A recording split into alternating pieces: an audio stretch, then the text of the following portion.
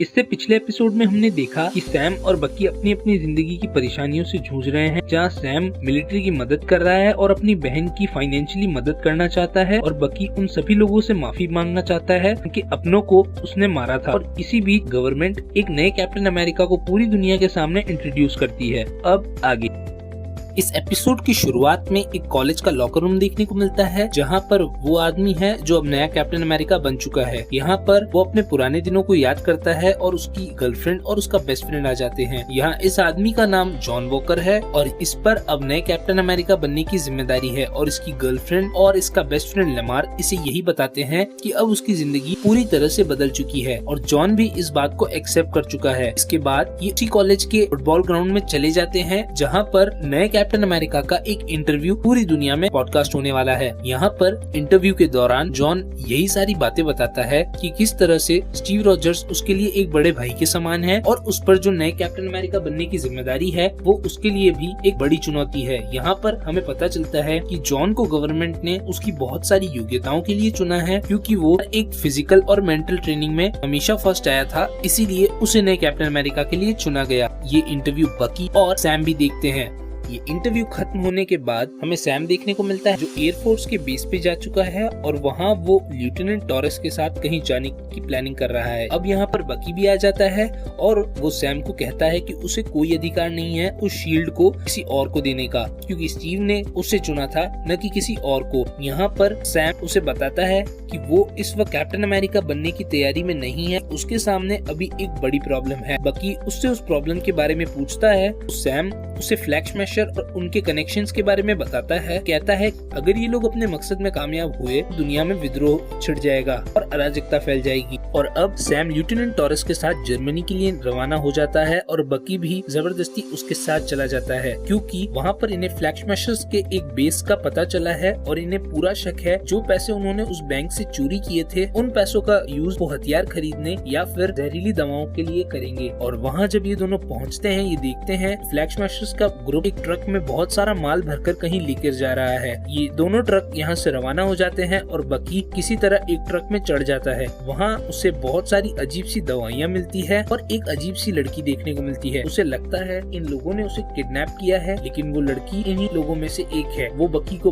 दूसरे ट्रक की विंडशील्ड पर फेंक देती है, और अब इन लोगों के बीच में एक लड़ाई शुरू हो जाती है। यहाँ पर ये लोग मिलकर बकी को मारने की कोशिश करते हैं, लेकिन सैम वहाँ पर आ जाता है और इन लोगों की एक घमासान लड़ाई होती है। लड़ाई के दौरान यहाँ पर नया कैप्टन अमेरिका और उसका दोस्त लमार भी आ जाता है, और इस लड़ाई के दौरान बकी ट्रक से नीचे गिर जाता है, पर उसे बचाने के लिए सैम भी उसके साथ गिरता है, और ये दोनों दूर जाकर खेत में गिर जाते हैं। दूसरी ओर जॉन वॉकर और लमार भी इनसे ज्यादा देर नहीं लड़ पाते, और ये फ्लैग स्मैशर उन्हें भी हरा देते हैं। और अब हमें पता चलता है ये लोग सुपर सोल्जर्स थे, और इनके पास किसी भी आम इंसान से ज्यादा पावर थी, इसलिए ये लोग विंटर सोल्जर, फॉल्कन और नए कैप्टन अमेरिका को हराने में कामयाब हो पा रहे थे।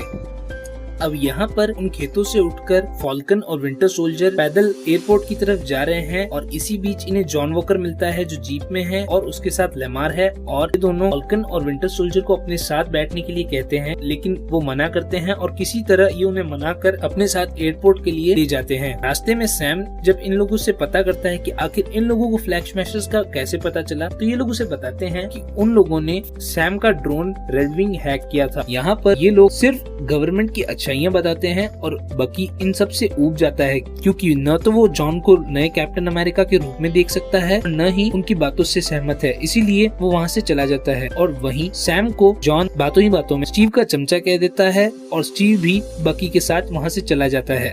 अब रात हो चुकी है और हमें फ्लैग स्मैशर्स देखने को मिलते हैं। यहाँ पर वो लड़की भी होती है जिसने सारे हीरोज को धूल चटा दी थी। इस लड़की का नाम है कार्ली मॉर्गनथ्रू, और ये उन्हीं सुपर सोल्जर्स में से एक है। और यहाँ पर पूरे 8 सुपर सोल्जर्स हैं जिन्होंने उन ट्रकों में कुछ सामान भरकर वहाँ तक कहीं ले जा रहे थे। यहाँ पर इन्हें एक आदमी आसरा देता है, क्योंकि ये लोग उन लोगों की मदद कर रहे हैं जो ब्लिप के बाद आए हैं, और ये जहाँ भी जाते हैं इन लोगों को बहुत ज्यादा समर्थन मिलता है। और यहाँ पर ये लोग सुबह कुछ बड़ा करने का प्लान बना रहे हैं, लेकिन वो क्या है अभी तक हमें नहीं पता। और इन लोगों का सिर्फ एक मिशन है, एक जहां जिसमें एक ही सरकार हो और कोई बाउंड्रीज ना हो। सैम और बकी प्लेन में बैठकर वापस अमेरिका चले जाते हैं, जहाँ पर बकी सैम को किसी से मिलाने ले जाता है। वहाँ पर एक ब्लैक लड़का सैम को देखकर उसे ब्लैक फैल्कन बुलाता है, जिस पर सैम उसे बताता है कि रंग भेद करना बहुत बुरी बात है और हमें इससे बचना चाहिए। यानी यहाँ पर अब भी गोरे और काले में भेदभाव किया जाता है। और ये उस आदमी के घर पहुँचते हैं जिससे बकी सैम से मिलाना चाहता है। और अब हमें पता चलता है कि इस आदमी का नाम आइजिया है और ये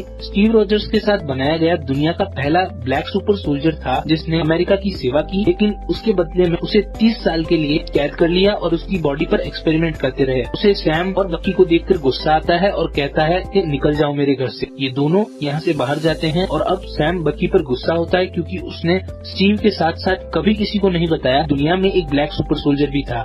लेकिन बकी सैम को कहता है अगर मैं पूरी दुनिया के सामने तमाशा करता तो उसकी जिंदगी और नर्क बनती। और यहाँ पर इन दोनों को झगड़ता हुआ देखकर दो पुलिस वाले सैम से पूछताछ करने की कोशिश करते हैं, क्योंकि बकी एक व्हाइट है और ये दोनों पुलिस वाले भी व्हाइट है। यानी आज भी अमेरिका में ब्लैक और व्हाइट के बीच में भेदभाव किया जाता है और ऐसे लोगों को रेसिस्ट कहा जाता है। लेकिन जल्द ही दूसरा पुलिस वाला उस पुलिस वाले को बता देता है कि ये एक अवेंजर है और वो अपनी गलती के लिए सैम से माफी भी मांगता है। तभी यहाँ पर दो एजेंट आ जाते हैं जो बकी को अरेस्ट कर लेते हैं, क्योंकि उसने उस डॉक्टर की थेरेपी नहीं दी और बिना बताए सैम के साथ जर्मनी भी गया था इसलिए। और यहाँ से ये लोग बकी को अरेस्ट कर लेते हैं। अब हमें देखने को मिलता है कि बकी जेल से रिहा हो गया है। उसे लगता है कि उसकी थेरेपिस्ट ने उसे रिहा कराया है, लेकिन यहाँ पर नया कैप्टन अमेरिका और सैम आते हैं जिन्होंने उसकी बेल कराई है।